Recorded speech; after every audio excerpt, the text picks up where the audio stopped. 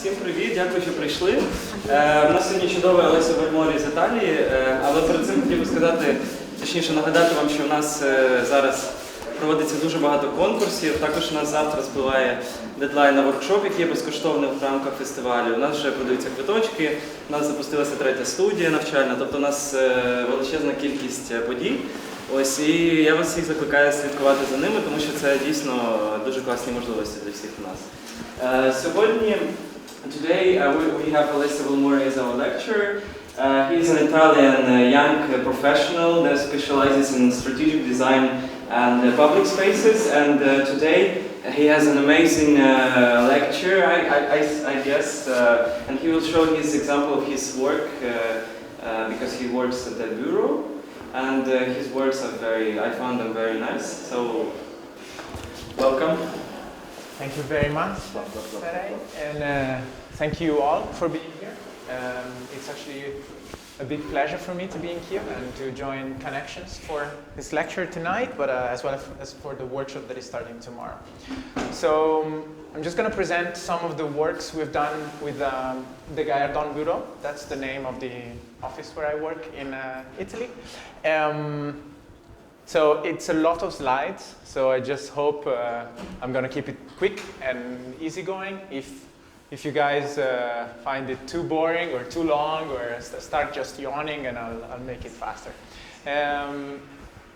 So just very briefly, two things about the bureau. It's as I maybe mentioned already, it's a very small and quite young office based in Cesena, which is north of Italy, and it has like a slight other part of collaborators in Oslo, so other friends in Norway that are sometimes working with us, and we try to do collaboration very often.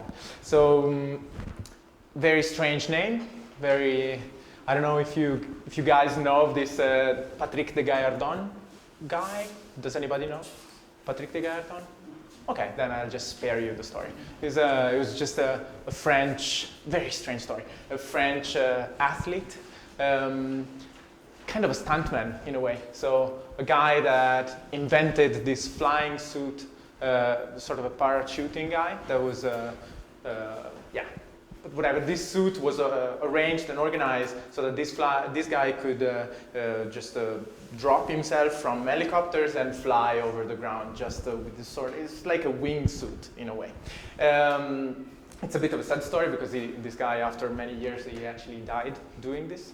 So, but in a way, for us, it was a little bit of a childhood hero because it was a testimonial for a commercial of watches when we were kids in the 80s. It was something very much on television. So whatever, it just came along as a recurrent theme from our childhood, very silly thing, and then we just fantasized on that and imagined that this idea of an athlete that is also a stuntman and is also an inventor, that it's completely driven by naivety, but at the same time achieves something that is really fantastic in a way, technologically fantastic as well, till the very end. And if we pursue this dream of trying to fly, it was in a way very poetic, and so we stick to that. But apart from this thing, I just wanted to say super briefly three things before we start. Just some generic cloud of ideas related to the bureau. So one is about Denmark, another one is about tourism, let's say, another one is about collaborations. So before the bureau started, I moved and lived in Denmark for a few years. There I worked in a couple of offices like Bjarke Ingels Group and Kobe and Transform, another place. And there was something about Denmark that for us was so important in the bureau, and I think some of you that are familiar with Danish architecture or Danish, urban studios somehow, urban design firms, might probably see some similarities in our work or some inspiration. I don't know, maybe. But there was something with Denmark and pragmatism that for us was very important. So somehow finding solution and looking for a very rational or very, pragmatic, yeah? Like simple, pragmatic, practical solution to problems. Like identify the issue and try to move forward through a very rational process. So something about pragmatism. But also, like if you guys know this Bjarke Ingels guy, maybe in Star Architecture or whatever. Before Bjarke started big, he was working together with this other guy, Julien Desmet, in another practice called Plot. I think there was a very nice line about the name of this practice. The practice was called Plot, they said, like very generic explanation. The idea was we need a plot to bridge the gap between contemporary architecture and the people. Just to bridge this gap, what you need is a story. Like, so the story to make, you know, project more understandable, to make them, and through understanding and trying to recognize meaning and placing value. So, Denmark, pragmatism, Plot. Second thing, we've been working a little bit with tourism, and we've been doing some research project about tourism.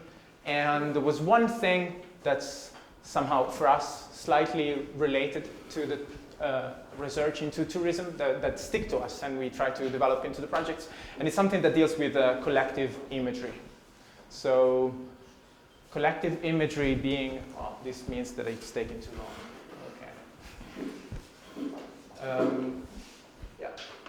So collective imagery being just sometimes a big driver for people's decision about touristic places, or something that in a way expresses or is deeply related with people's desire. So in a way, this idea of collective imagery, understanding desires, or playing with people's desires, or trying to, in a way, reflect them in the projects, or just, in a way, grasp them or relate to them is our way, we're still trying, of course, to get a specific take on current society. And the way that our job as architects and urban planners, all of us, I think, is relating very strongly with this current society. Okay. But then all the very very last thing, collaboration. So because we believe in a rational process, we believe in the possibility of a story to be created for each project, and that a project needs a story to be perfected in itself. And this idea of collective imagery or collective desires just bring us to the fact that we really value collaboration. So collaboration being the tool for achieve some or actually most of these points to make them work together. So collaboration meaning also that we believe fascinations or good ideas or ideas in general definitely can be communicated and shared, and they get stronger when they include more people, or they grow when they become contagious in a way. So something about working with other people, direct confrontation, and the project as a result of a collective effort is definitely something we're trying to do. I don't know if we can all the time, but still. So now is mostly a collection of stuff, collection of projects we've done. As I said, very young practice.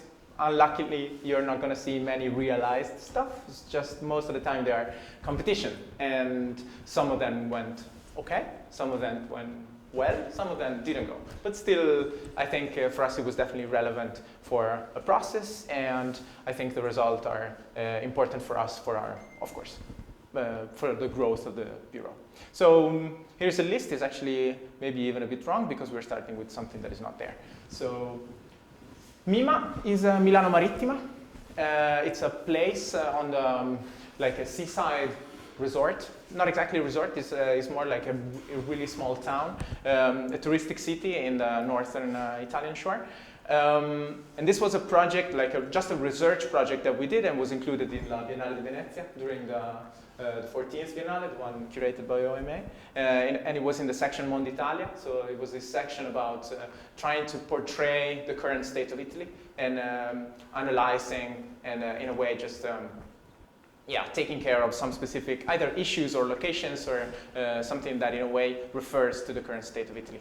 And so the story of this project is really long, really dense. It takes actually a thesis from like a master's thesis in history and theory of architecture and transforms it into a research project that I had to condense in like 4 square meters. So it was really compressed and very, very condensed.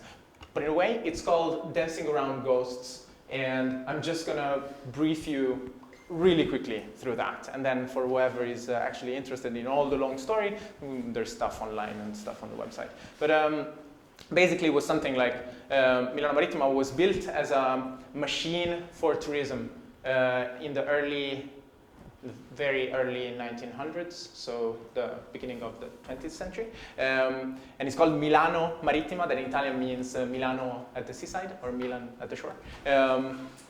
Just meaning that the bourgeoisie from Milan, so people with money, needed a place at the seaside for their vacation, and the seaside was really far away from Milan. And so they somehow built a new town at the beginning of the 20th century, as I said, and that was purely for them a machine of tourism, like a summer town, completely built for that. That was its purpose. And today it kind of looks like this. So this is the shore, and of course from the very beginning, sort of, you should imagine at the beginning it was very much like a garden city, like Ebenezer Howard Garden City prototype. So small villas in the pine woods, and then a big. And then in front of the seaside. The seaside was different, and all the culture was different, so whatever. But still, today is definitely also a story about big exploitation of land resources and massive construction of hotels and infrastructure for tourism that in a way was definitely unsustainable for our today's thought, and definitely violent on the natural resources. So most of the regular critics to this sort of seaside resort places or seaside towns are of course about that, like being extremely violent with nature and transforming nature in such a way that doesn't make it appealing anymore. And so for us, it's been a big excursion on density. And the whole project is called Dancing Around Ghosts. And it's in a way, and this now starts the complex stuff that takes a while to say, and so I'm just going to partly skip it. But it was basically a research on neglect and congestion. So it happens, this paradox in Milano Marittima today, that this place has grown extremely popular. It's sort of you should imagine like an Italian Las Vegas at the seaside somehow, in a smaller, maybe now I'm pushing it too much, but like something like that. So it's not so much about casinos, but it's definitely about discotheques and street bars and like in a way youth culture or youth entertainment, let's say. But in a very in this poster we referred it in a very juvenile way. So using the satire 10 and expressing the vanity of human wishes and talking about panem and circenses. So it's something about mass entertainment to kind of distract the masses from the current state of decline. And the current state of decline, it was something that was briefly talking about the current state of Italy in general, but it was actually talking of the current state of Milano Marittima itself. So there was something about coexistence of urban outdoor congestion, so a lot of people in the open spaces, kind of bringing the party outside, like merging street bars together and kind of transforming it during the season, the holiday season, into this massive, basically. Living together with a very low level of occupation of the built structure. So that most of the built structure of Milano Marittima that has like one of the highest value in the market per square meters. So it costs an apartment there. You should imagine it's a really small place. And it's like a very sort of VIP, or it used to brand itself as very VIP. But it's all like in a worryingly high percentage for rent or for sale. So buildings are not occupied, and while open spaces are extremely congested. So this kind of generates this idea of coexistence between neglect and entertainment, which kind of made it paradoxically interesting. So we just went on and on, mapping the amounts, mapping the datas, and trying to understand how much is the volume of the ghosts, and the ghosts being, of course, the unoccupied urban matter, and how much is the surface of the entertainment, or the dance, in a way. We called also this sort of dance macabre of like, the city itself dancing around its own ghost, being the buildings devoid of uses and of people actually being there. And this entertainment world actually took the shape of verandas, so being these sort of canopies or extended sort of entertainment favela, occupying the void spaces of the city grid.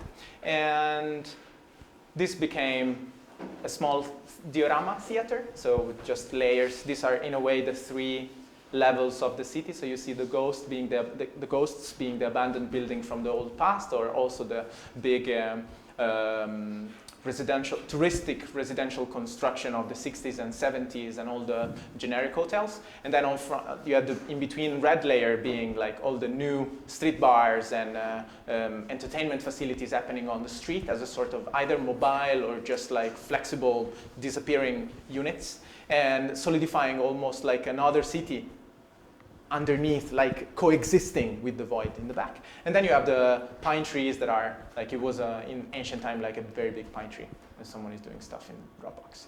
And then the people around.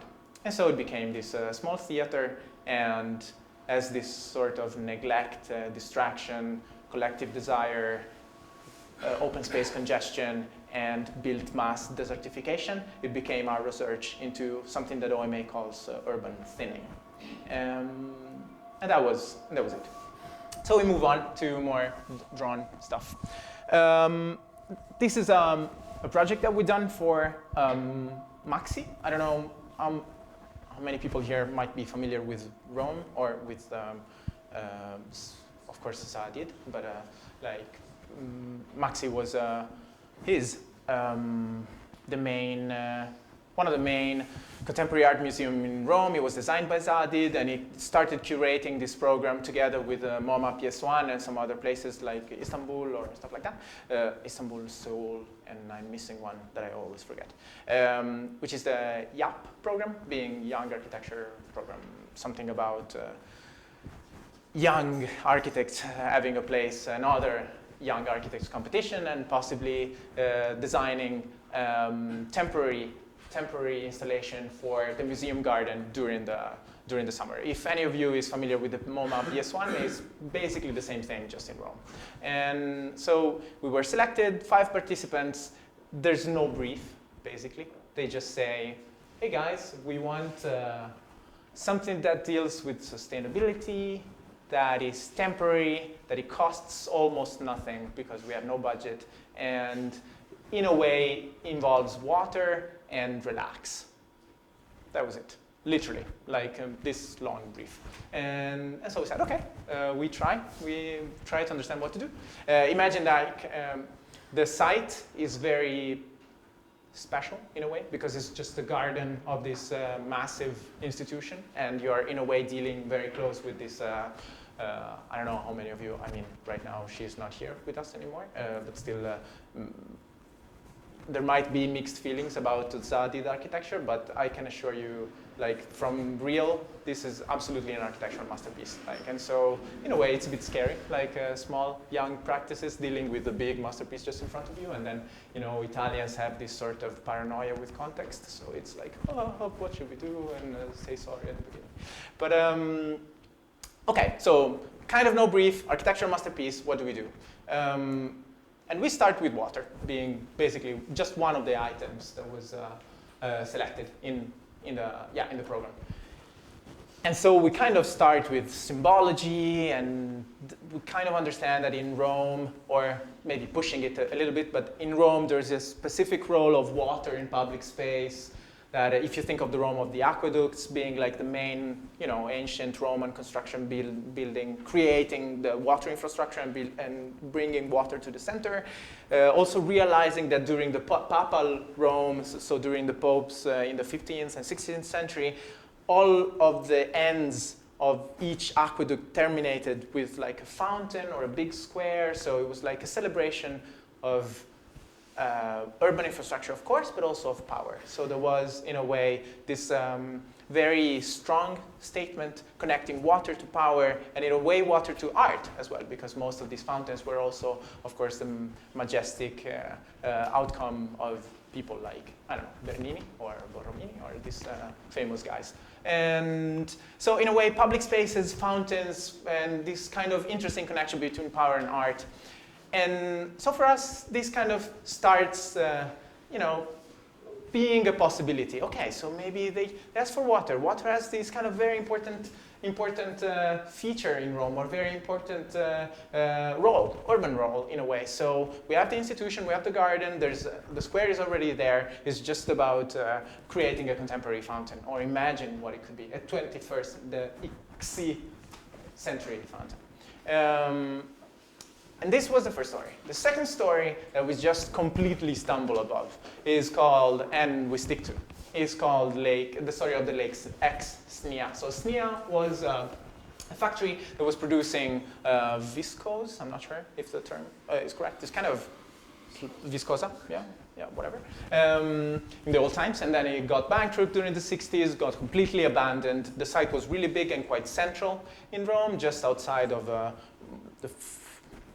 whatever some of the city was, so really, really close. Big site. During the 90s, they figure out we have so much unused space, there's space for new development. We built new houses and a shopping mall. While they do that, imagine that the whole plot remains private during this time, and people is really active on Dropbox right now. While they do that, they start building the frames for the new buildings to come, and suddenly they crash on like, what's the falda? A line of water passing underground. So while they do crash with that, water just comes, spills naturally out of the ground, and floods the entire working site, transforming it into a lake. So there's an automatic lake that submerges all the new buildings to come. And so the size of this thing, imagine it was the same size of 2 soccer pitches or 3 soccer pitches, 2.5. So, and we are really central in Rome, private estate, walled, new buildings to come, suddenly a lake. What do? They stop it. So all the buildings just remain there, and this is a picture, we just cut out the sky, but this is a picture from like 3 years ago. And so Rome, right now, has an automatic lake that just came out of, in a way, was an anthropic production, like an unwanted or undesired anthropic production, that kind of blocked these ruins. If someone knows the monuments of Passaic from Smithson, this kind of ruins in reverse idea. And so buildings that were yet to become, that are blocked and frozen in this state of ruins in reverse. So, wow, this is fantastic. It's really amazing. And then we stumbled in this story. What do we do? But still we have to do a fountain at the Maxi, and then the next step. Small thing. The whole area remains private, so it's walled and it's totally inaccessible. And it turns out, and we were so scared until the very end about that most of the Romans, including also the judges at the Maxi, they don't even know about it. So there has been some protest, and there's actually a punk squat just beside it, and there's a lot of young activism about sort of opening up the place, because there's been recurrent talks with the public institution about opening it up. It's useless as a private site at the moment, and instead is actually one of the latest new ecosystems to be created in Rome, and it was just out of a mistake, basically. So it's there, and it's walled, and it turns out people don't really know it exists. So basically what we do, one more thing, so before we do, and you remember I said before about this line of water being taken by the Romans inside, so the Roman aqueducts, so water being taken to the center of the city. Some of them were totally man-made, and they were about bringing water to the center. Some of them exploited these natural streams of water underground and kind of just built fountains in the spots and using water that was naturally there. It turns out that there's a line that is actually quite famous. It's called Acque Vergini, and that is famous because it connects all the most, or many of the most important Roman historical fountains from the Baroque period. So Fontana di Trevi, with Anita Ekberg swimming in the Dolce Vita, or the Fontana della Barcaccia, I Quattro Fiumi from Bernini, a lot of this stuff. All the stream connecting all of these is hidden because it just goes underground, but it's just one. It's there since Roman times and probably before, and it's called Acque Vergini. What do we discover? That this lake Exnia place, so the automatic lake that we talked just a second ago, just came out from the same hidden line of water. So there was already there, in a way, a symbolic connection or a sort of metaphoric connection, bringing the lake together to all the historical fountains, in a way. So basically there is no move. We just read all this stuff and it's okay. Then the contemporary fountain is this. And it's just about creating a juxtaposition, or just, actually we just called it displacement. So it's about recreating a sort of mental, I say mental, but I mean maybe elementary, whatever, a very basic landscape, a very sort of a mock-up of the current lake situation and displace it in the maxi. And this, of course, becomes something about bringing water, responding to the very silly brief that they gave us, and kind of create a space for relaxation and stuff like that, but at the same time, make this state, this mental connection, and make it obvious, and in a way, in a very small way, just try to make the place accessible, or at least visible to the Roman people and visible to the tourists of the museum. And so in a way, of course, our wish was trying to open up the walls of this new lake. We can't do that properly, so our answer for the time being was just to create a door, like a mental door to this place. And that is it. We decided to call it Heraclito. So, for of course, all of you that studied philosophy, being the Greek philosopher talking about pantarei, everything flows, everything. It's the Greek philosopher of the transformation or the flowing of things. In our case, of course, it's something about water flowing, but also definitely something about time. So the presence of ruins, presence of the past, presence of the future that is not there, the presence of a place that is fantastically poetic and could be fantastically useful for the city, which is lacking kind of, green public space. Is so close to the center, but it's not there.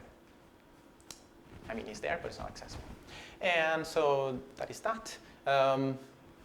Plan, some basic explanation how it works. It's just our way of doing the displacement was just analyzing the place into three main elements. So the water basin being the new lake, high grass landscape being all the nature around reclaiming the ruins and kind of creating this sort of romantic landscape, which is not ours, is the actual Lake Exnia. But and then the frames being in a way a sort of remodeling of ruins that could just become platforms for the summer calendar of the Maxi, because of course the Maxi asks also for the place having a special, resonance, or a special combination that could work well with all the program they have in the garden. And so now I'm going a bit faster, but frames provide visibility, a landmark. The tall grass landscape kind of creates a little bit of a secret, hiding the water pool. The frames are also a shading device because in warm is really hot during the summer. And we paint everything blue, blue being the color of foam, and blue being the color of architectural models. And in this way, we kind of wanted to make a bit more obvious or a bit more, I don't know if obvious is the right word, but like a bit more subtle connection between this idea of ruins being a potential. So what is yet to become. So architecture, like a 0-degree architecture, something that is just starting to be, and it could become something. It could become a building. It could become something else. Or maybe remains from the past. So kind of bringing past and present, past and future together in a way. Small axonometry, you see a lot of vegetation around, and then specifics, stage, platforms. So the first platform is more for like shows and stuff like that, and the other one is more for walkabouts, or resting, or staying close to the water. Then the water filtration system is very natural because everything is done through filter purification plants in a secondary pool on top. Something about accessibility, universal access, and all these things. Different performance layouts, frontal, reverse, immersive, people in the water. Different plants, achieving this diversity of the tall grass. Something about activity happening in the water. So it could be suddenly that for just some events, of course, small kids can enter because some of the platforms are actually really, really, really at the surface of the water. So it's more like being in the water, but just being protected and not drawn. The whole thing is like, you should imagine 45 centimeter high. And the impression of depth is just given by the fact that it's all cladded in black underneath, so you don't see. And actually, we tested that. It's amazing. If you guys ever do stuff with water, please paint it in like pools or stuff like that. If you paint it black, it just looks endless. And it's a sudden mirror. So suddenly, everything that happens around gets reflected so much more. Whatever. And then something about balls. I really like these walking balls where people can fight against each other and whatever, and then suddenly disappear when they're not wanted anymore. Something more specific, water system, vaporization, some section. You see more section. So you see everything is really shallow, and it's meant for construction and dismantling at the same time. So the whole structure is actually made in wood. Everything gets this sort of thinness and fragility.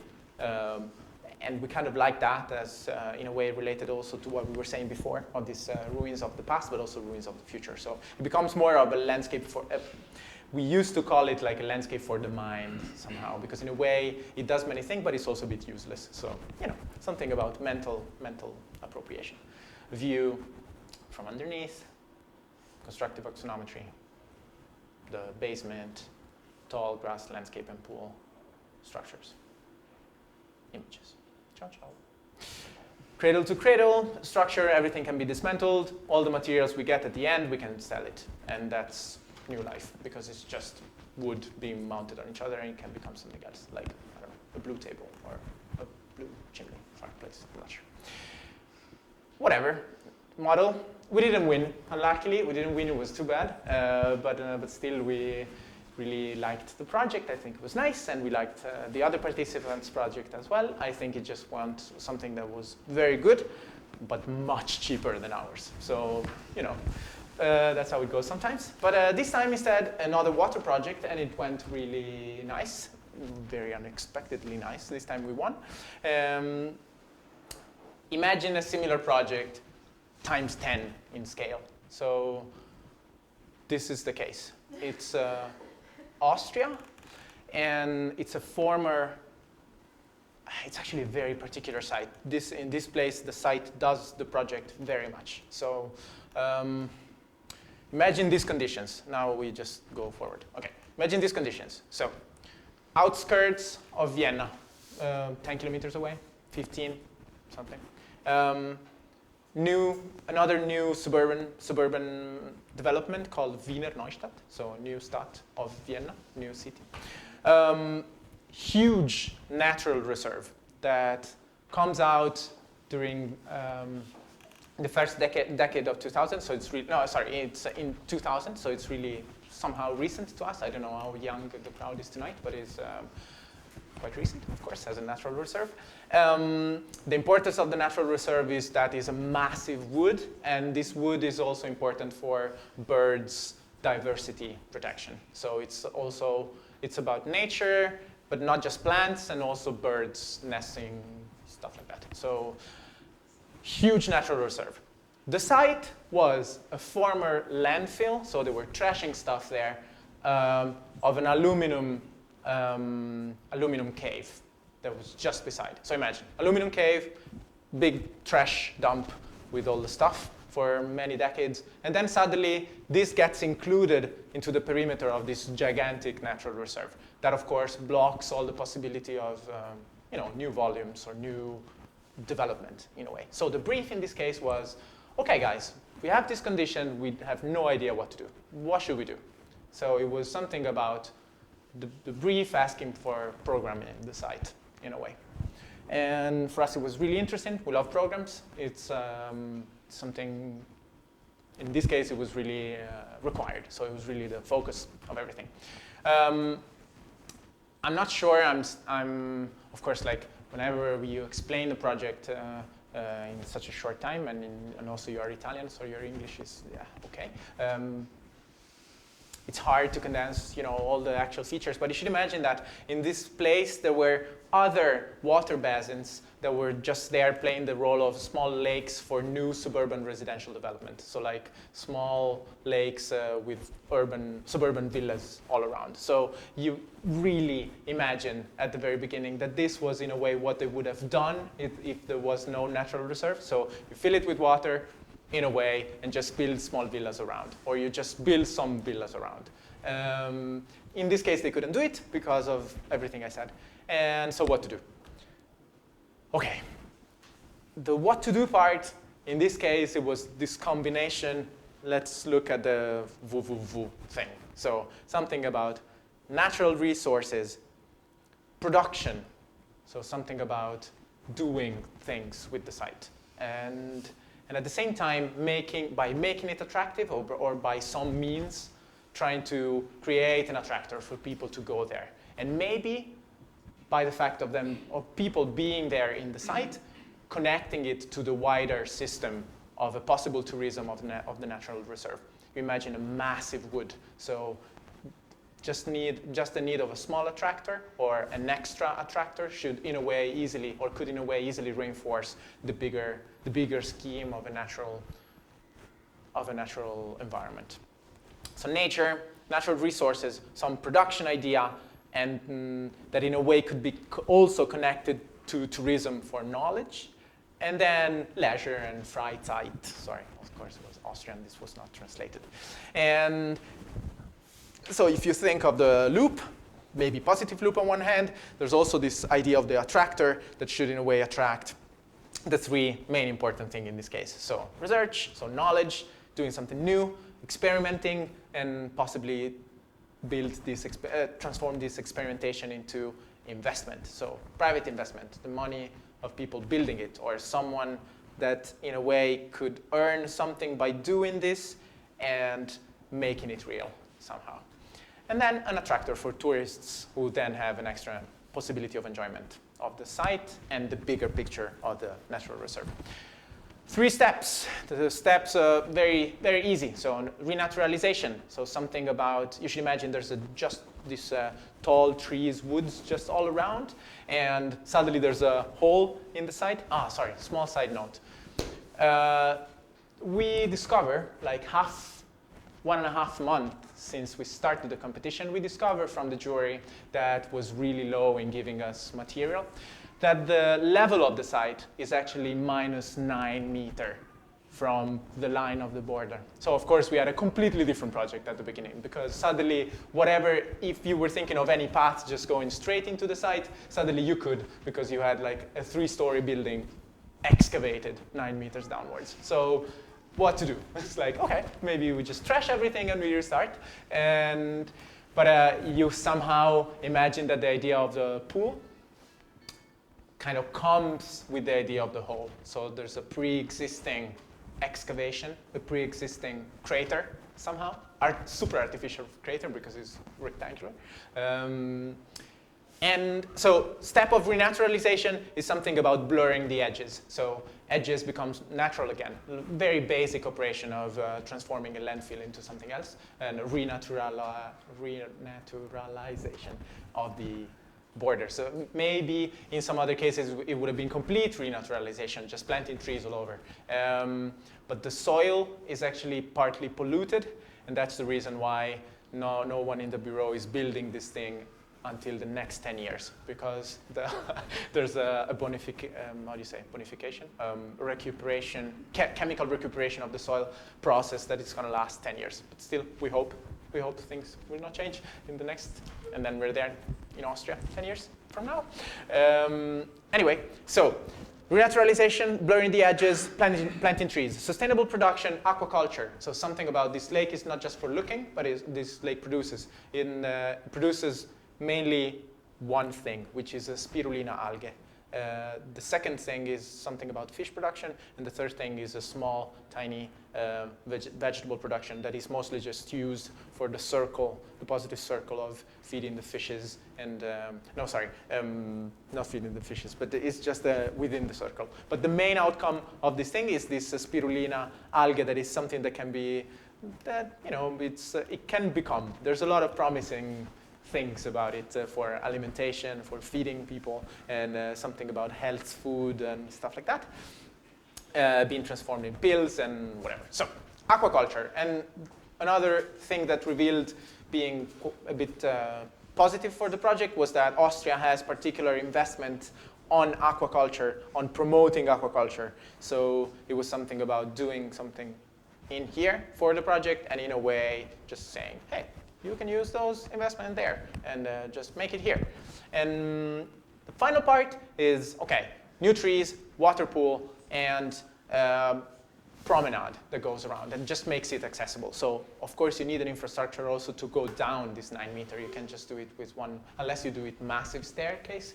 In our case, it was a massive promenade. So it's something that creates a square at the very beginning, like you can call it more like a terrace in a way, and overlooking Belvedere, looking at the pool from above, but also like this new promenade that kind of goes within the trees and becomes this suspended walkway in the woods. So being like a very artificial mean in a supernatural situation. And you see in the very background, that's the aluminum cave that is still there. So just behind the last trees.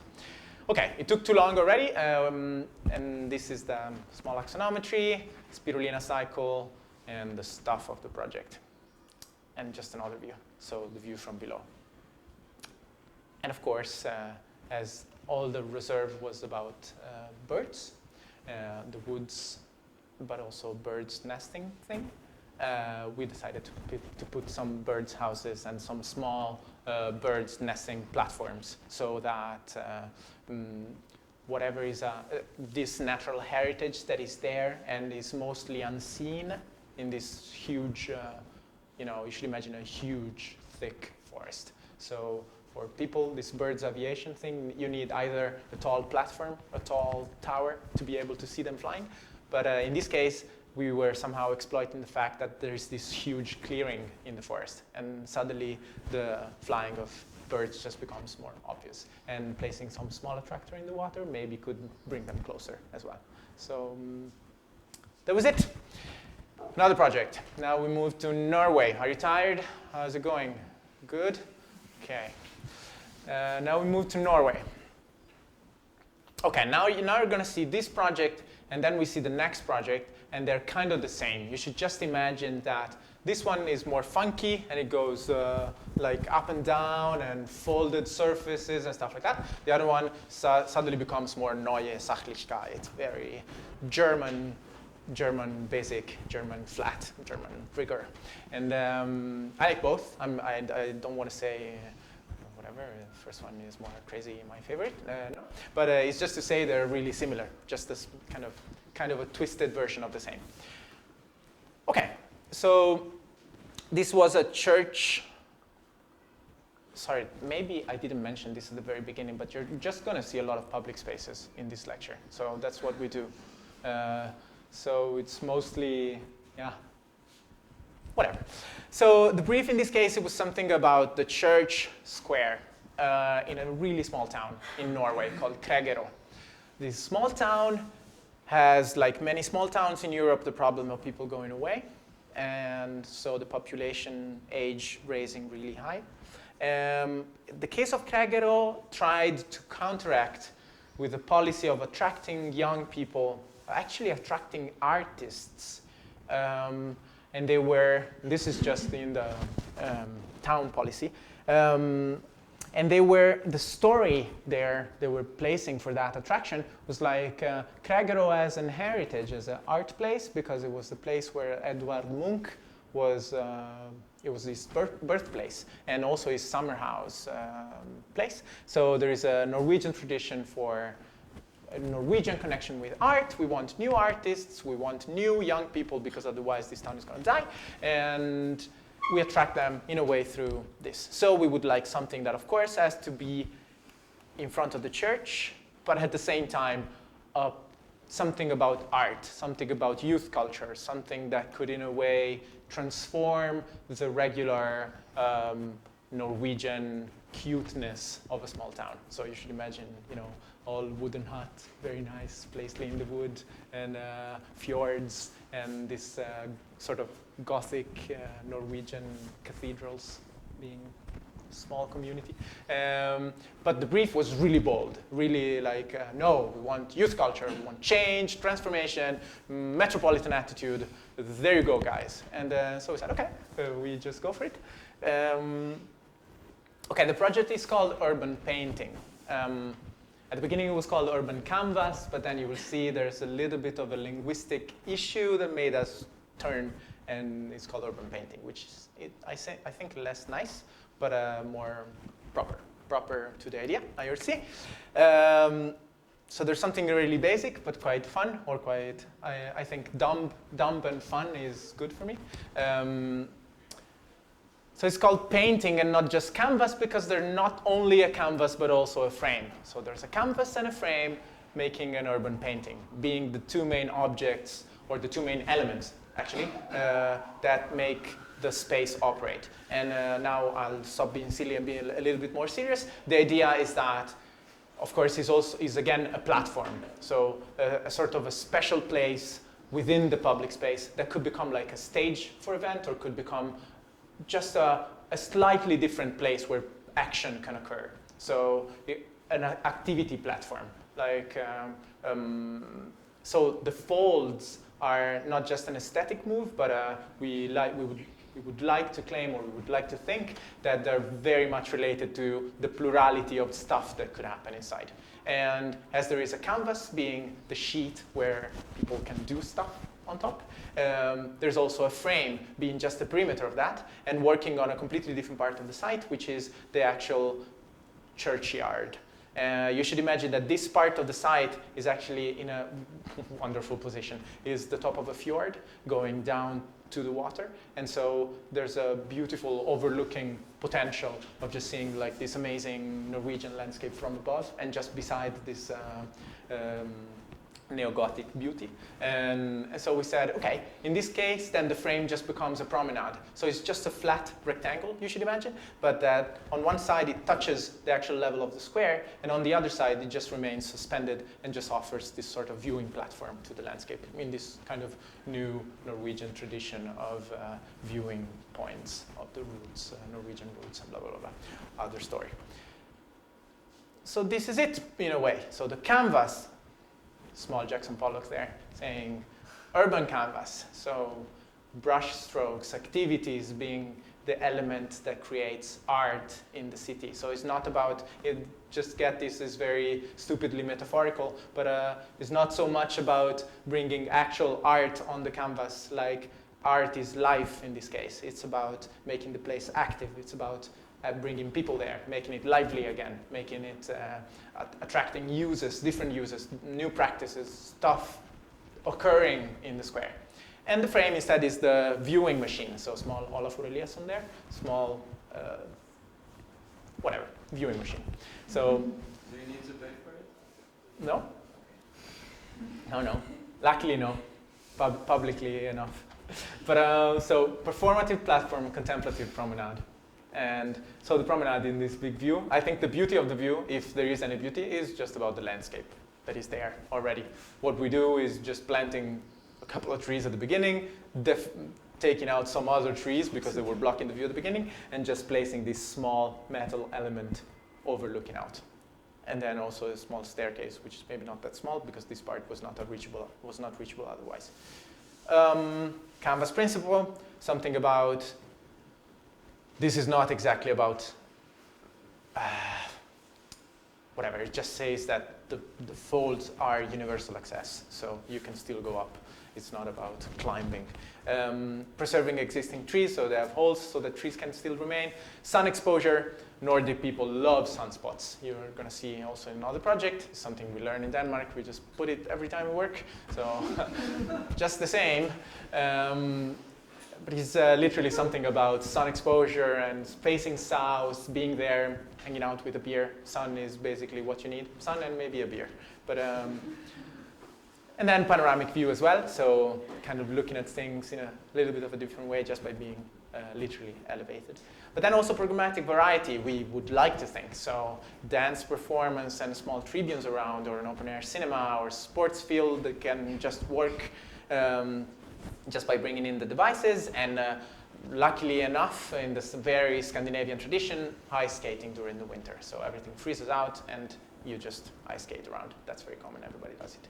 So that's what I was saying before. Our brush strokes in the project would like to be, or try to be, people's action. So possibility of people leaving the place. Open air, cinema, whatever. Okay, we are almost there. Just some more stuff, not too much. So this project, we just flicker through it very quickly, okay? Because it's basically the same thing, but flat, okay? Ready? Go. So, as I said, literally, same thing, but flat. And Germany.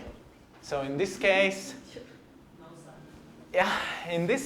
actually, it was really central, small town again. Okay, I'm just going to say something really quickly about this thing. But sorry. Something about heritage. So the place of the site is just this small yellow guy here. And it kind of belongs to a system of open spaces that have been recently renovated. Like this place, Göppingen, has been undergoing this sort of renovatio urbis sort of thing.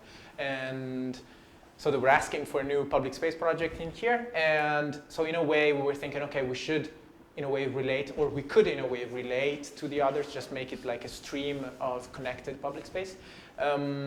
This place was, in the past, for a long time, an orchard of the Kornhaus. Does Kornhaus mean anything to you guys? Do you understand it in any way? To me, I just thought of corn house, like in English, somehow. So a place for storage of agricultural production. This has been like that for a long time. It's been like that for a long time. Lately became a library. So it's a library now in the place of a former. So it's been like this heritage renovation thing. They kept it exactly the same from the outside, made it into a completely different program in the inside, like a beautification, preservation, blah, blah. Done, okay, done. But just that's the main institution. So we have a possible square with a main institution, like the church or something. It's the Gayardon church in here, it's the library somehow. The position is nice as well. So you have city and countryside. Along this stream, there's actually an axis that has been really recently renovated, in which all the other places share like materials and design and stuff like that. So it would be, for us, it was, it made sense in a way to relate to that, or to kind of make it connected and contribute to the bigger picture. And something about diversity of views as well. This is very formalistic. I don't really like it that much, but something about one axis leads you to the monument or the institution, and the other could lead you to something more green and in a way project you to the outside of the city, so Landschaft. But again, two polarities. In this case, they're slightly different from, there's no frame in this, just a canvas, flat, serious canvas. But here, the polarities are a bit different in a way, in this way. So something about institutional. So the platform in here, we don't imagine it so much for action. Of course, action can still take place, but it's a bit more like monumental. You should imagine, we were imagining like something Mies van der Rohe a little bit. So some pristine, simple, not so much going on, just beautiful to see, neutral platform. That's the way to say. And then all around, something we liked to call the everyday field. So the square like you would have designed it if there was no monument there. So something a bit more generic, something that relates, in our case, that relates much stronger to all the other sides of the axis I was saying before. So what do we do? A small pop move. It's a corn house. It's an everyday field. The everyday field is a cornfield. So we pixelate the paving with corns. That's it, basically. That's what generates the gradation. Picture is just a picture of the landscape outside, and that's it. Very basic.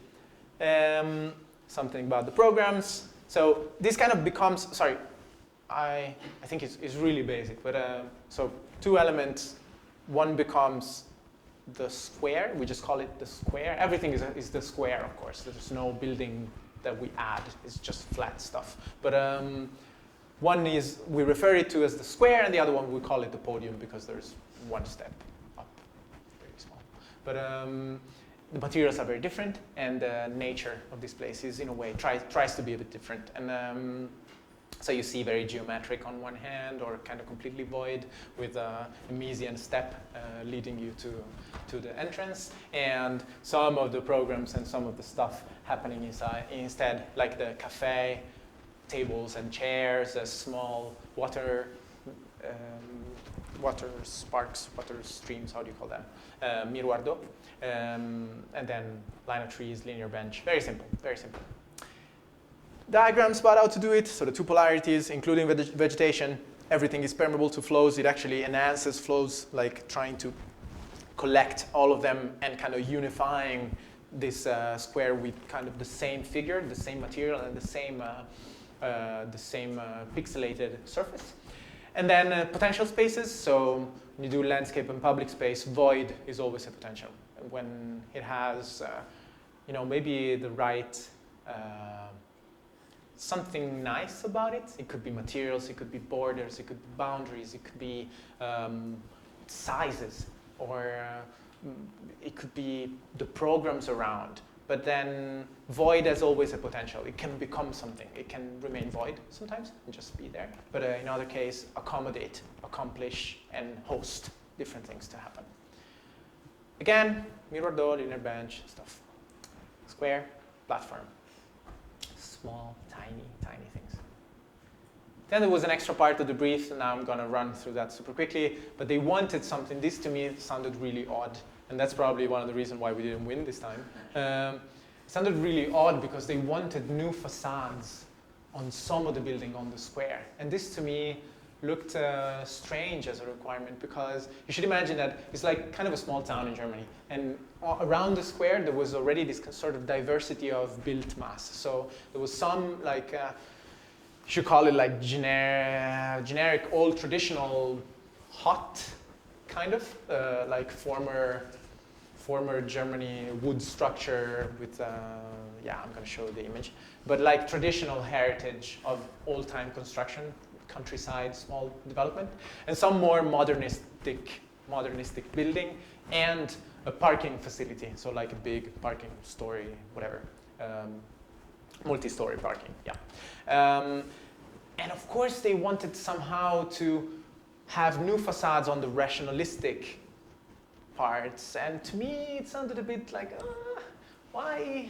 Is it like a masquerade? Do you want to fake traditional effects around? Do you want to make it all cute like it was before? Is it some fake preservation that you're asking? Is it about creating ambience? And so I somehow didn't like this task, and neither the other ones in the bureau. So of course we pushed too much on the volume, and we went. Basically what we did is like, okay, then if they want a new facade, what we want is to bring program in the facade. So these facades should do something, should be useful for some reason, and should interact with the square in some reason. So it's somehow prolonging the public space on the vertical side as well, and activating the facade as well. And of course, if they were asking for cuteness, we just gave them grids, so it was a bit, maybe not exactly what they wanted.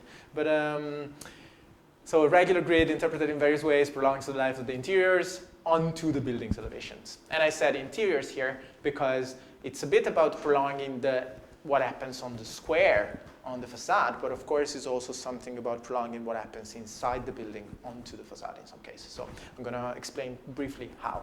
But so one becomes a media facade. It's something like the grid hosts media device that could activate or become. So I don't know, screen projection, outdoor cinema, movie, or soccer matches or stuff. And it's just beside the soccer bar. So of course you can imagine people being there and watching the World Cup. Then balconies extension. It's something about making more transparent and kind of activate the residential building in the center. That's kind of a residential tower. Or still quite taller than the rest around. And the idea for us was just like very basic extension, making extra living spaces like balconies, transparent balconies, bringing the life of the interiors on the facade and somehow relating it to the square. Last one, that's the one that I like the most, is the green facade, but I don't like it that much because it's green. I like it because it's vertical connection. So there is a parking, multi-story parking. If you want to enter the parking, you have to make a loop all the other way around from the square, so the parking is totally disconnected from the square. And instead, you would like the parking to be connected because parking is flow. So whenever people come and park, then people will come out and be in the square. And so you want a direct connection there because it's a possibility of activation and further quality. It's a possibility of having people around, a possibility of making the place a bit more lively. And also a possibility of making the multi-story parking less boring. And so basically what we said is, there you go, big escalator, or actually just big staircase and elevator, a little bit like a small, modest version of Centre Pompidou in France. So big elevator, big stair just going up. And the grid works as a structure. So it's the thing that that keeps the elevator up. So it's just attached on one side on the building, but the actual structure is done by the facade. And then greeneries is the element that's there, giving a special character to that. So that's the way it comes. And of course, there's not much gracious cuteness of German traditional heritage wannabe place. So probably that's one of the reasons why they didn't really like it that much. The project that won placed the 6 trees in the center of the square. So whatever. Maybe after that we said, okay, maybe we should think again of doing stuff in Germany. Or maybe we should think again of how we do it. But okay, so something about pixelated. You said we see here pixelated variations and then vegetation, different surfaces and stuff. Okay, guys, we have last two. Too much? How am I doing with timings? Is it finished? We can also finish here. It's okay. Fuck, it's 1 hour. Okay. Okay, so this, and then the other one, we just jump it very quickly. Okay, so Orangerie 10%, Italy again, Ravenna, and this time another weird brief. So, yeah, definitely, we just do this one. The other one, I'll just show you the first image. Okay, so we just go here. There is a plot. No, we're very close to Ravenna city center, and there's an area, a huge area of industrial docks. Okay, and these industrial docks are right now included into a really big. Sorry, guys, just to understand the size. It's just a small diagram, but like just understand the size. Imagine that the width of this canal is like 40 meters. So it's huge. It's like the same size, actually 1.5 times the city center of Ravenna. Ravenna being a city of 150,000 people. So not huge, but like a historical city center, this being 1.5 the size just beside it. Okay? And so there's a massive urban plan of renovation, including regeneration of former industrial lots and massive investment. Of course, the plan was done before the crisis, and the crisis arrived, and you can kind of, maybe I'm being too cynic, but you can imagine that nothing will change in the next 5, 10, 15, 20 years, maybe. At least not the same way that they would have imagined it to change. So not the same density, not the same amount of mass, stuff. Okay, so in this whole scenario, a little bit sad, I'm sorry, but that's the way it is in Italy at the moment. The site is this guy here, the yellow plot. It comes a bit green on the screen right now. It's yellow. It's meant to be yellow. And what they say is like, okay, this is the site, and we want it to transform into a public garden, public orchards for the new city to become. So the city is coming, new stuff will happen in all the industrial sites around. You should imagine that all the rest is like industrial facilities, so there's not really much suburban life, not even suburban life going around. But still, we want it to become like a garden for the future Ravenna that will just happen all around. And so, we want you guys to design a new garden, preserving, actually just remaking the existing orchards. And then, we want temporary installation that could work for the summer. Like an installation for the summer but also, we want also artists' residences. It's like, are you sure? It sounded a bit strange. So temporary installation, but artist residence, but preserving the orchards, but in a place where there's no context around, or the life around is really hard to grasp at the moment because, as I said, all the gray areas are abandoned industrial lots, kind of rotting away. Good. What we know is that the only small operating space in a Dormian territory is actually the site where they ask for transformation. And how is it operating right now? Like this. So the site right now, at the moment, is fully, sorry, these are a bit artistic picture. Bit hard to get what they mean, but for me too. He was a photographer friend that did them, so I had to say I like them. I do like them, but it's just a bit hard for you probably to understand the site, unless you zoom with your eyes very much to what's happening in the background. But okay, so you should imagine right now is already orchards fully. Okay, so this place is fully occupied by allotments and people growing vegetables. Okay, there's a small side note that these existing orchards, existing gardens, like vegetable gardens, are not exactly legal. So the place has been occupied and the people are doing it illegally. But still they're there, and in a way, it's what the brief is asking to preserve. Or it's what the brief is saying, the new public space should have orchards, still, somehow. Okay, as you for sure have spotted already, I kind of disliked the brief. It's like, we have something with brief that we say, oh, fuck it, this is ugly, we want to do it. So, okay. And then we go forward very quickly, of course. I didn't say anything about this part, very, very briefly. It's like, also I didn't say anything because I don't know how to say it in English, but it's like a shooting station, training field, something? Does it make sense? Like rifle, there are targets and people. But it was built at the very beginning of the century, so it's really old. It's really old. It looks a bit Nazi actually, with like a big eagle at the center. Strange, but nice.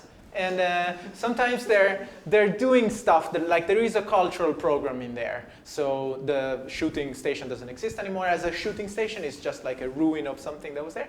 And they're doing like summer movies outside. There's like some weird local art exhibition that they're doing and stuff like that. But still, there is some stuff that's happening, and that was nice. But of course, as you know, Italians like private property is there. So all these walls were blocking a lot of stuff to happen. First of all, they were blocking the connection from all the remaining back part to the water. So there was no direct connection to the water. But also, they were blocking connection to each other. So there was no way these two lots could interact with each other, being somehow public today. I mean, the illegal allotments are, maybe it's stretched to say that they are completely private. They are kind of shared slash private. But in a way, this place instead is like kind of a small public institution. So we kind of wanted, or we kind of had the idea that this whole system could become more of an urban system, more of something that could work together, or could have a synergy in some way. Synergy, like yeah, working together. So what do we do? There's oh wow, there's a mixing connection. Wow, we make a connection. There you go. And that is basically what we do. Just that kind of. But definitely that is just the location of the project. It's just, we decide to focus just on this tiny part. Because in a way, we said, fuck it, you made a very wrong brief, and we want to counteract that a little bit. So it's pointless to say that you want to erase the life that is already there.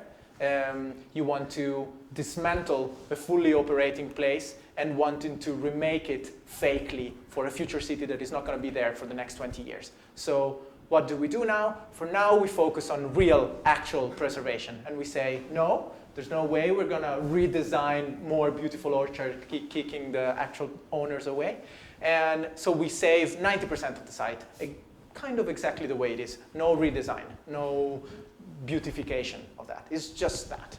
And the only small operation that we do, I'm just going to say in a couple of seconds. And so we just focus with the other 10%. And as we are dumb and silly people, of course, the 10% is 10%. So 10 per 100. So 10 meters times 100 meters. And it's like, OK. And then preservation there. And then here, we would like to boost. We would like to say, there we preserve the character of a place. We understand that the place, sorry, the thing that I didn't say before when we saw the beautiful picture of the friend photographer is that the place has beauty in itself. It has life, but it has a very distinct character. So you go there, it's a green place where people are working and kind of know each other, and there is beauty embedded already in the place the way it is. So the way that I'm saying this preservation is not like an ideological, political value of like keeping things the way they are. It was in this specific case more like there is beauty there. We should embrace it, protect it, and possibly intensify it or make it more of what is already there. So preservation, intensification, 10%. What do? We just place like a glass bell on top. Glass bell to, this is a bit of, do you guys know this Lacaton and Vassal, French architects? If you don't, I totally recommend them. Super smart French guys and amazing practice. And they work with this bridging gap between, I'm sorry for describing them so poorly, and sorry, Jean-Philippe and Anne, I didn't mean any of that, but pure estimation of the quality of the work. But still, Could you repeat their name? Anne Lacaton and Jean-Philippe Vassal.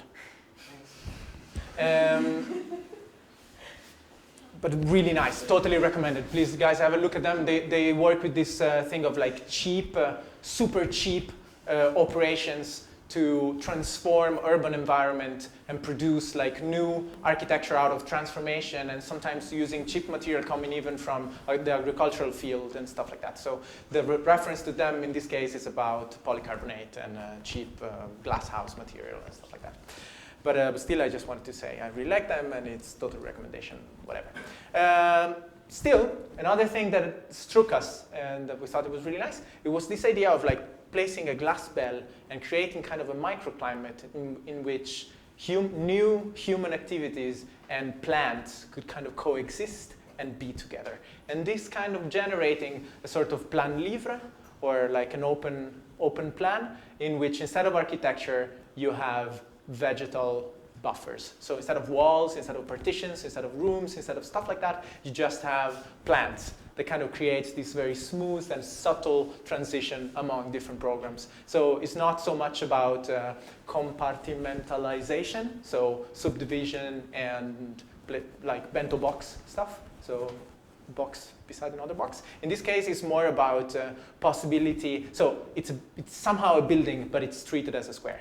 It's somehow a building, but it's treated as an open place. So programs happening just kind of behind each other or beside each other, and the transitions between one another just being subtly suggested by vegetable buffers and plants. Sorry, this sounded very naive and artistic and stuff like that, but you know, it's the end of the lecture, so whatever. But still, microclimate with the coexistence of these two spheres, so human and vegetable. Sorry, human and plants.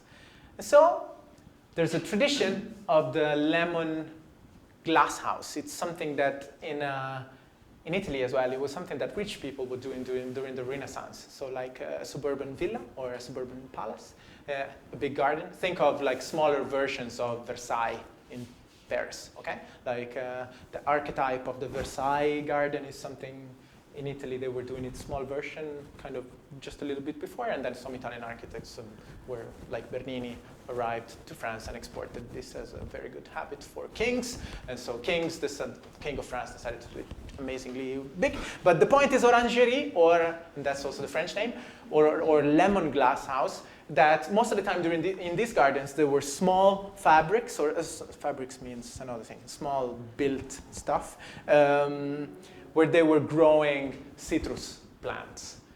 Growing lemon, growing oranges, growing all these sort of tiny bit exotic fruits that otherwise wouldn't grow in a French or northern Italian climate. And so they need extra warm, and that's the glass house for.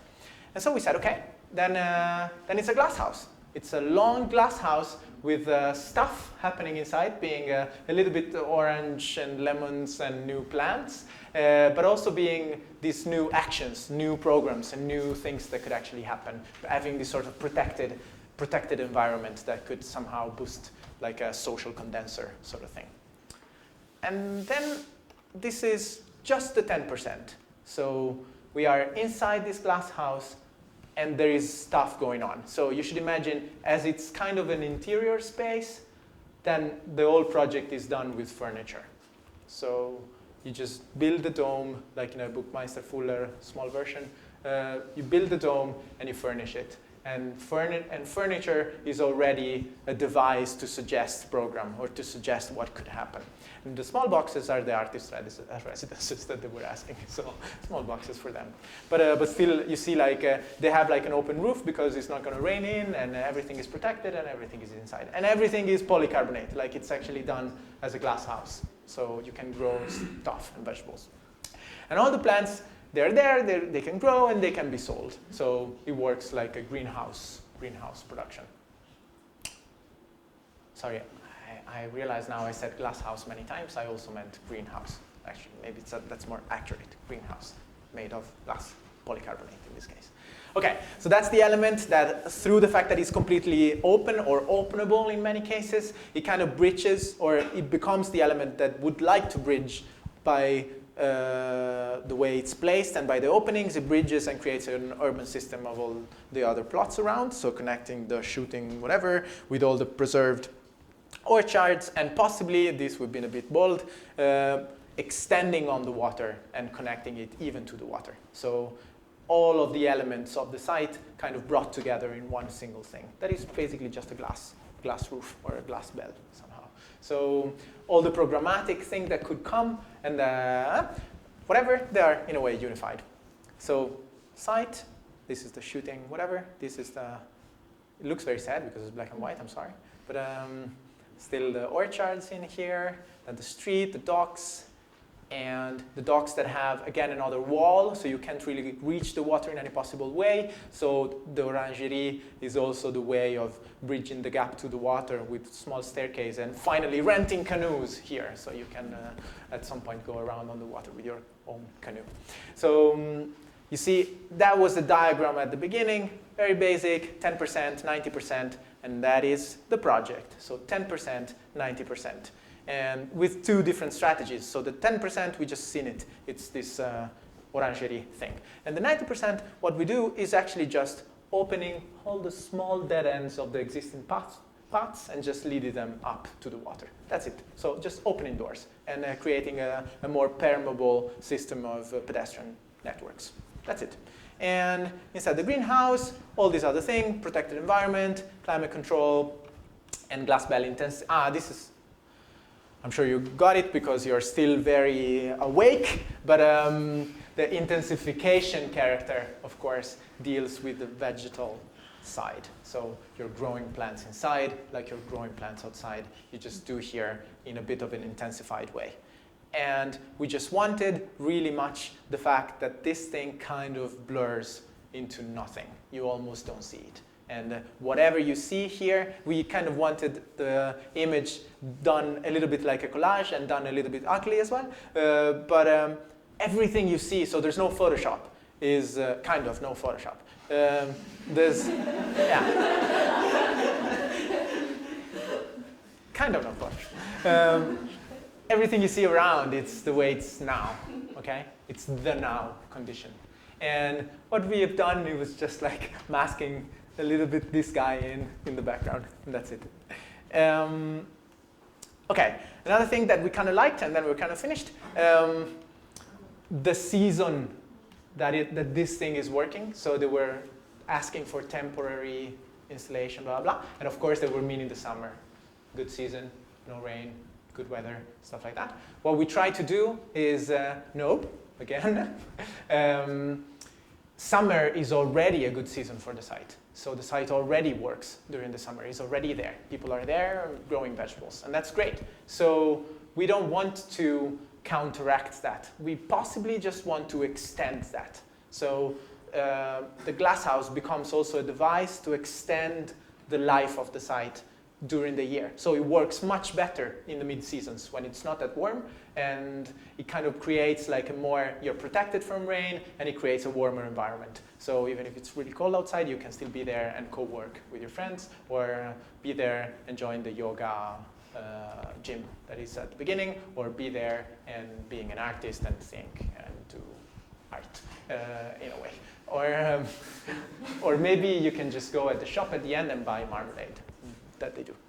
So exotic stuff, as we said, orangerie. So of course there are oranges, but there's also tea and spices. And why that? Because Ravenna was connected with the Eastern, Byzantium Empire, and so it works like kind of old memory heritage of an Eastern past, and that's Giustiniano bringing all the stuff.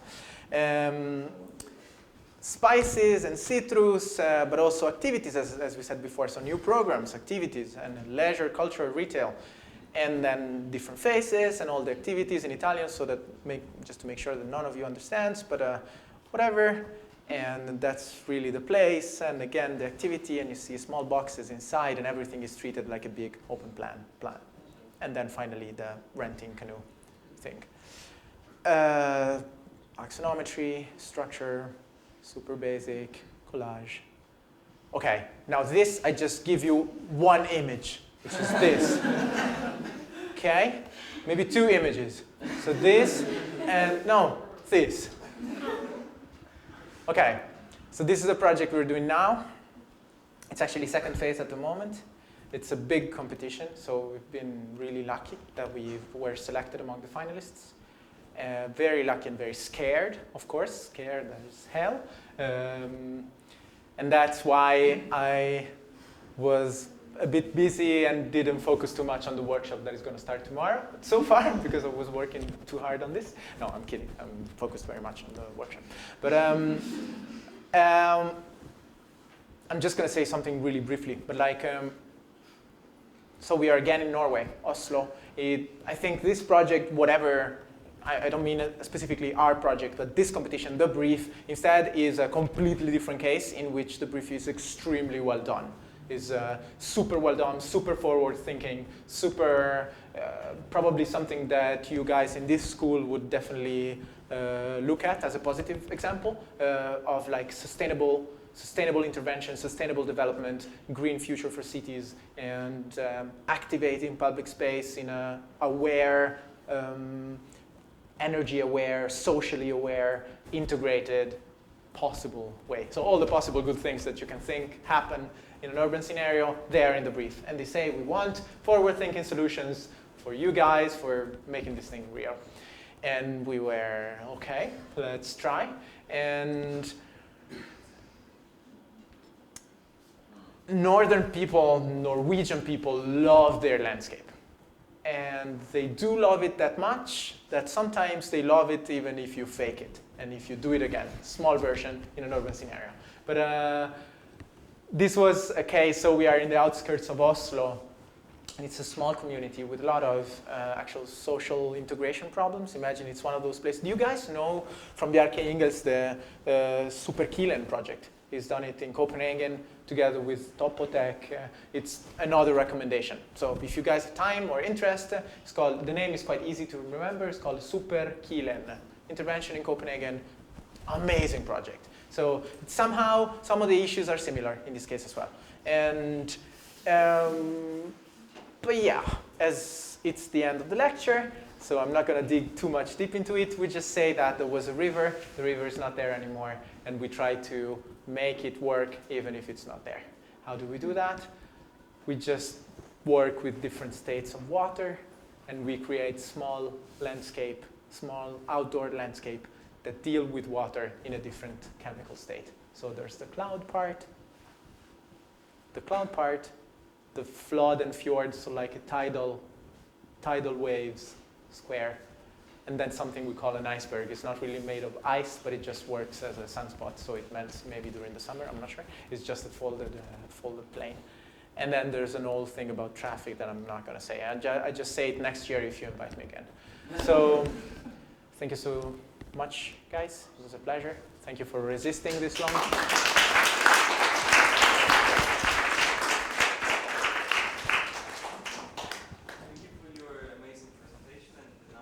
Yes.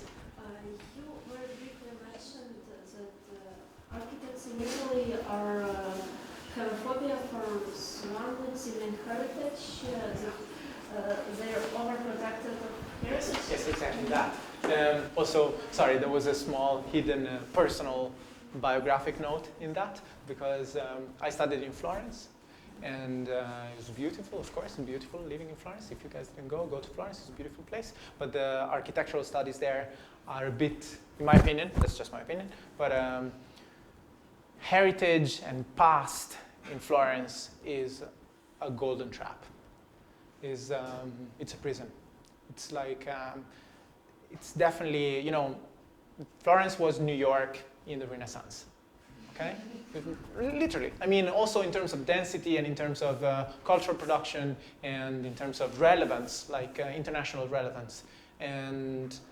But then you can kind of say, or Florentine people still think, and that's depressing, that the most important things that happened in Florence happened in the Renaissance, and that's it. But people still live in Florence there and still profit from stuff that happened like 600 years ago. And this kind of generates, or at least generated for sure in the architecture faculty, a sort of a very respectful approach. That's good. I don't mean nothing bad towards respect of heritage and towards you know, the more traditional, conventional idea of preservation. It's okay. But it's just, I believe it's a very restricted way or a bit of a blind way to form new generation of people dealing with this field, you know. Also because, and I don't mean, sorry, maybe I'm just being too strong. I don't want to. It's like I believe it's a sector, and that's good. People who are going to deal with that, they're going to do it marvelously, and that's amazing, and wow. But the statement that sometimes you can see in Italy that if it's not historic, it's worthless, or if it's not something coming from the past, then it's a ruination of the landscape. You better not do it because you're going to do it wrong. And this definitely comes from historical situations in Italy of like an overexploitation of natural resources and a massive urbanization done poorly during the 60s and 70s that kind of ruined a lot of the natural beauty and stuff like that. And so like even the public opinion just looks at, I don't know, the towns in Italy and say, oh wow, that's a beautiful historical center, and that's a shitty, how do you say, suburbs, or a shitty, I don't know, living quarter in the back, modernistic, whatever. And so this kind of created in the generations before us a little bit of a paranoia for the past. So something about that's the only source of beauty, and that's the maximum was already achieved. There is kind of no room for us to do better, or there's kind of no room for us to do new. New is scary, new is bad, and stuff like that. So, and it kind of forces, or no, not, it doesn't really force, but it kind of suggests in some cases that respects become shyness. Does it make sense? Shyness, Yeah, like being for the sake of respecting what is there, you end up not thinking that you can upgrade things. Does it make sense? Yeah. Okay. So sorry if I was too strong. It's I don't like speaking bad about my country, of course, but there's some shit in my country, so it's good that people know it. So whatever.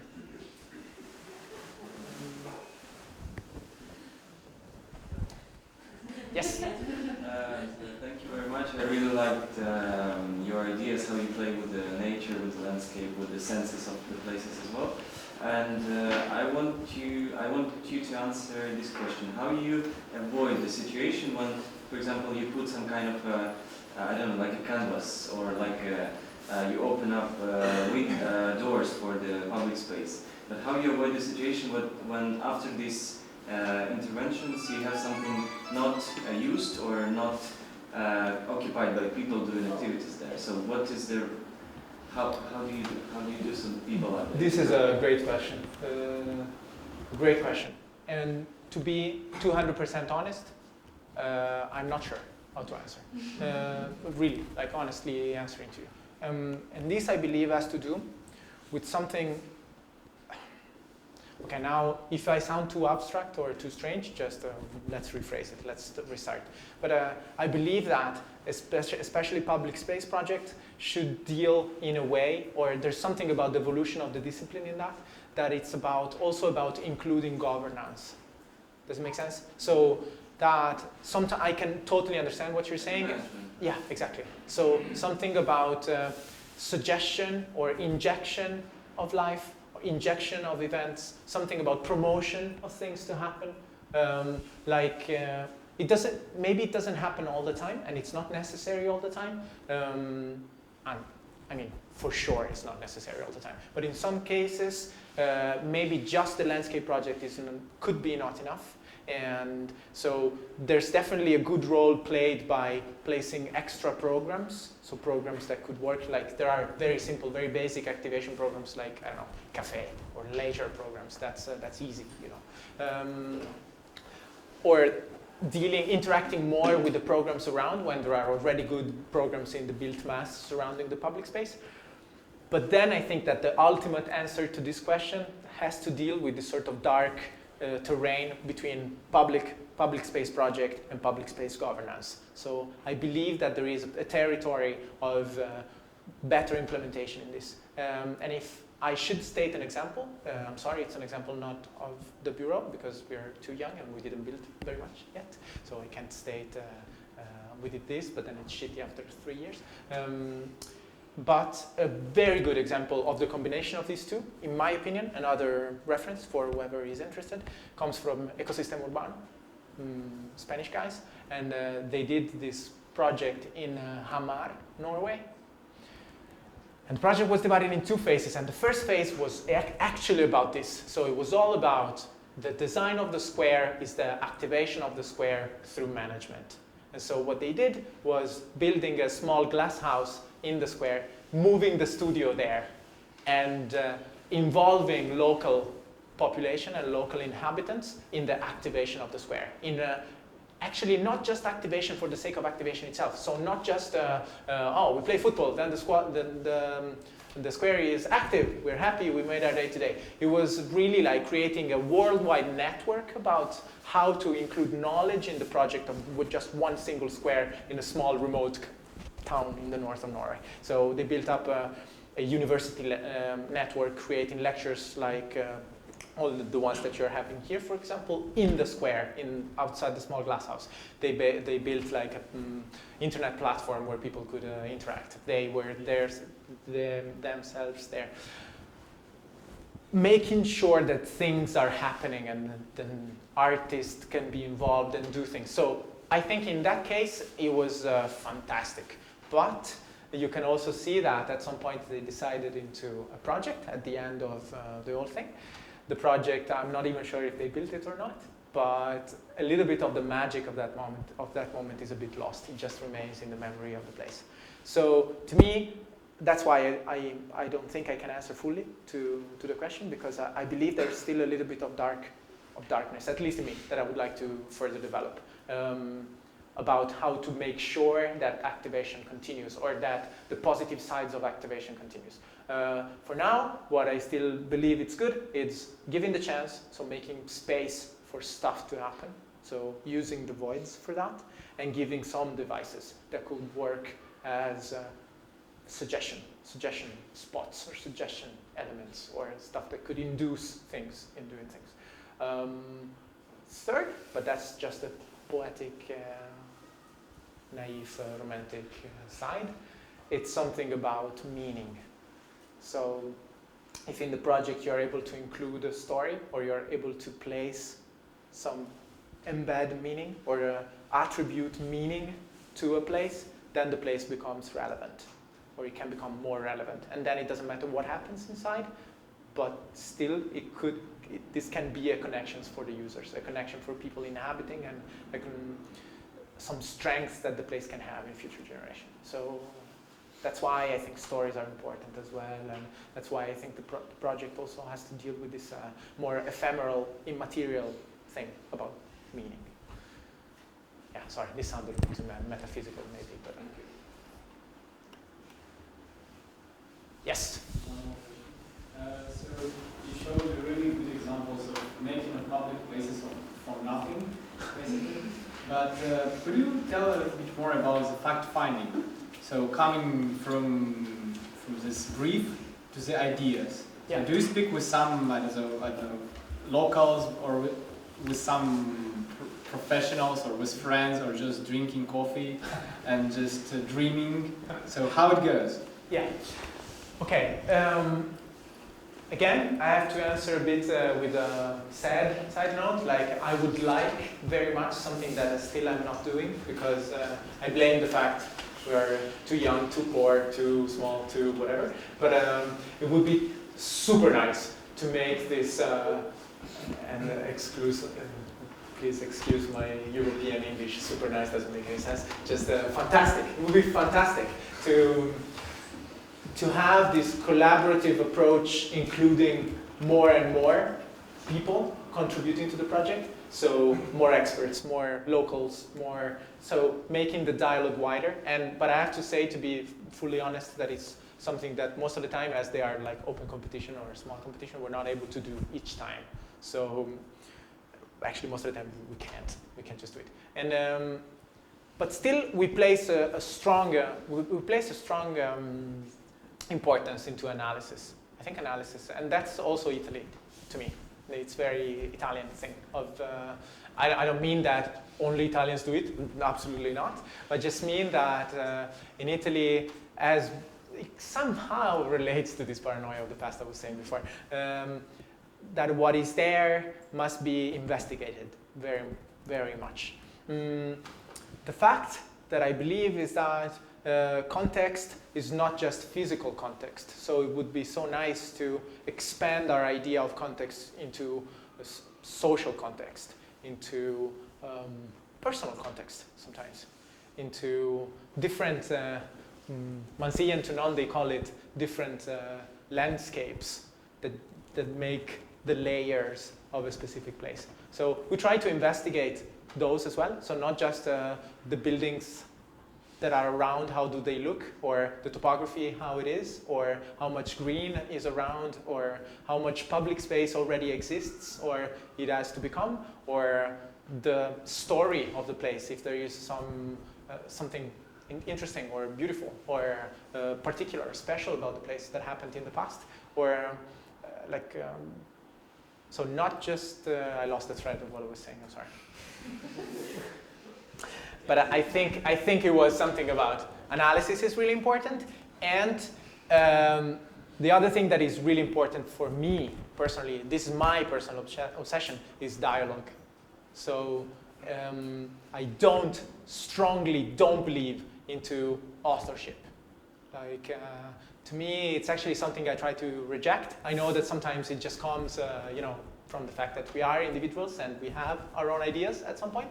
And it's beautiful to have your own idea, and it's beautiful to state them out loud. But I do believe in, and this is not, I'm some sort of prophet or stuff like that. For sure, I learned this in school. It's like, I don't know, very whatever. But still, I do believe very much that if you have a good idea, it was something that I was saying at the beginning. So good idea travels, and good ideas are convincing. So if you have a good idea, for sure you can communicate it with people. And if you have a fascination, even fascination that are more like ephemeral, immaterial, whatever thing, can be contagious. So your fascination, if you have a great vision of some sort, can definitely be communicated or expand to other people. And that's something I like, because this expansion and this contagious process, it's not neutral. It changes, it transforms it. Most of the time it makes it grow. If you fine-tune the way of control it, or not just control it, now I'll sound cynical, but like of exploit it, actually, this process, okay, of transformation and growing, it makes it better, okay? It makes it more resistant, more stronger. And so, yeah, analysis is important, and dialogue is fucking important, so important. Also because I'm not smart, I'm just copying others' ideas. So, then how would I do if they don't say it? So, but that's good. Thank you, guys. Thank you so much also for the questions. Very, very nice. Are there more?